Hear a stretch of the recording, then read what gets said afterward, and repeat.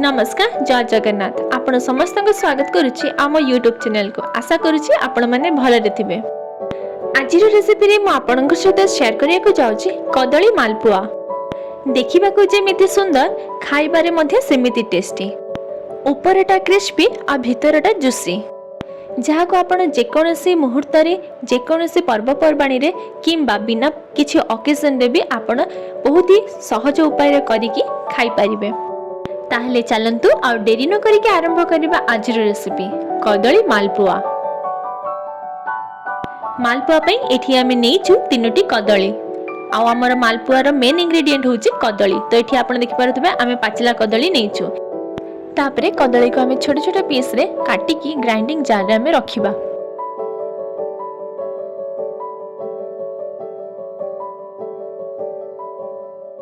तापरे आमे ताको ग्राइंड करिबा। एठी मने रखिबे एठी आमे कदली ग्राइंड करिबा समय रे खाली आमे कदली को ही नेइछु। एठी आमे पानी ऐड करिनु। तापरे एठी आमे ऐड करूछु 1.5 गिना अटा। तापरे एठी आमे नेइछु गोटे गिना सुजी। एठी आपण देखि पारुथबे आम सुजीटी पूरा पतला सुजी। जदि आपनक पाखरे मोटा सुजी थिबा ताले ताकू आपण ग्राइंडिंग करिके आपण नै परिबे। तापरे एठी आमे इलायची पकोछु हाफ चामच। आ एठी आमे पान मोहरी नोछु गोटे चामच। पान मोहरी मालपुआर स्वाद को आउ 2 गुणा बढ़ाई थाए। तापरे एठी आमे नोछु हाफ चामच लूण।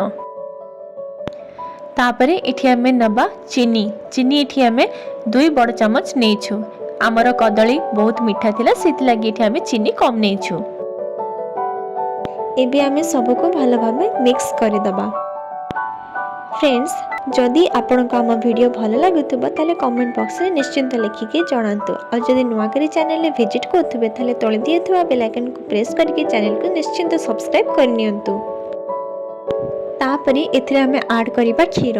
एठी मने रखिबे हमें जो खीर नबा सेना रूम टेम्परेचर रो हेइथिबा, ना बेसी ठंडा ना बेसी गरम। तो एठी हमको पाखापाखी 2 गिना खीर दरकार हैला। जदि मिसी सारिबा परे भी जदि खीर दरकार हबो ताले आपण ताको परे ऐड करि पारिबे। आपण जदि चाहिबे खीर बदल रे आपण पानी को भी मध्य व्यवहार करि पारिबे। एठी आपण देखि पारुतबे हमर सुजी फुली जाईची, हम बेटरटी टिके बेसी बहलिया हे जाईची। सेति लागि ताको ठीक टेक्सचर करबा पे एठी हमें आ गोटे गिना खीर ऐड करूछु। जदि आपण को आउ दरकार हबो आपण ऐड करि पारिबे। एबे हमर मालपुआर टेक्सचर परफेक्टली रेडी हे सारिची, ना बेसी बहलिया ना बेसी पतला। एबे ताको पाखापाखी 10 रु 15 मिनिट पर्यंत रेस्ट पे छाड़िबा। तापरे एठी आमे चलंतु प्रस्तुत करिबा सीरा। सीरा पई एठी आमे पाखापाखी 2 गिना चीनी नेइछु। तापरे सेथिरा आमे 2 गिना पानी नेइछु। जदि आपनको आउ बेसी सीरा दरकार हबो से हिसाब रे आपण चीनी और पानी को मिसी पारिबे। एबे ता ऊपर आमे इलायची पकेबा।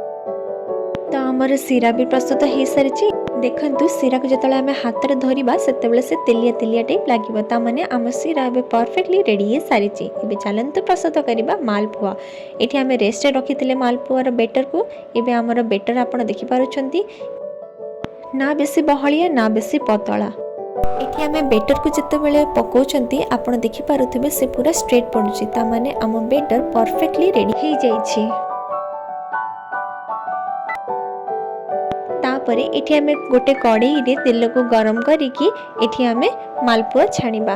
तो मने रखिबे आपण जदि कढ़ाई बदल रे जदि किछि फ्लैट जिंस नेबे ताले आपनकर मालपुआ रो शेप भी भलो आसीबो, आ से सब गोटे शेप रे हबो। हेले एठी हमें कढ़ाई नै जेइछु, जोथि पे एठी आपण देखि पारुतबे आम शेप टिके आबडा खाबडा हे जेइछि। आ कढ़ाई रे करबा द्वारा हमर जो मझी अंशटी रहइबो मालपुआ से टिके मोटा रहिबो। आ मने रखिबे एठी हमें मीडियम आंच रे ही मालपुआ को छाणिबा। तापरे मालपुआर 2 साइड भलो भाबे ब्राउन कलर हेबा पर्यंत ताको छाणिबा।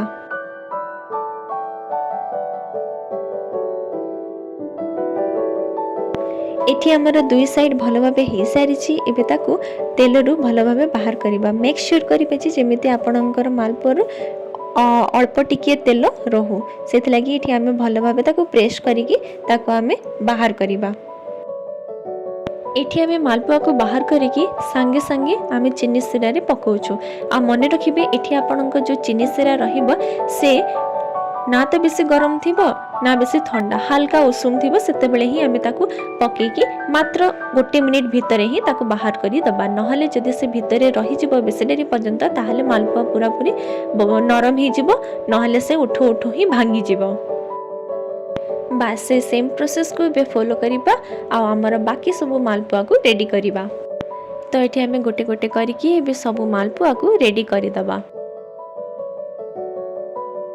सो फाइनली एबे हमर प्रस्तुत हे सारी नरम नरम स्वादिया कदली मालपुआ जहा केवल लुक रे नुह स्वाद रे मध्य मन को किणी नब।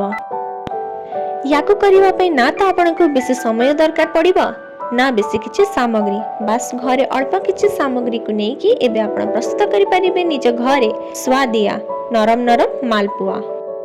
एटी देखंतु मु गोटे आपण को छिडी की देखौछि देखंतु भीतर अंशटी केते नरम हिची आ केते जुसी मध्य से छुई देले ही से पूरा भांगी जाउछि। ताहले आ डेरी न करी कि ए रेसिपी को निश्चिंत थारे घरे ट्राई करी के देखंतु आम सहित शेयर करंतु आपन को एक्सपीरियंस। आशा करू जे आज वीडियो टी आपन को भल लागितबा जदि भल लागितबा ताले कमेंट बॉक्स रे निश्चित लिखि के जणांतु। आज पई एते की पुणी थरे देखा गोटे नुवा वीडियो नुवा ब्लॉग सहित। जय जगन्नाथ।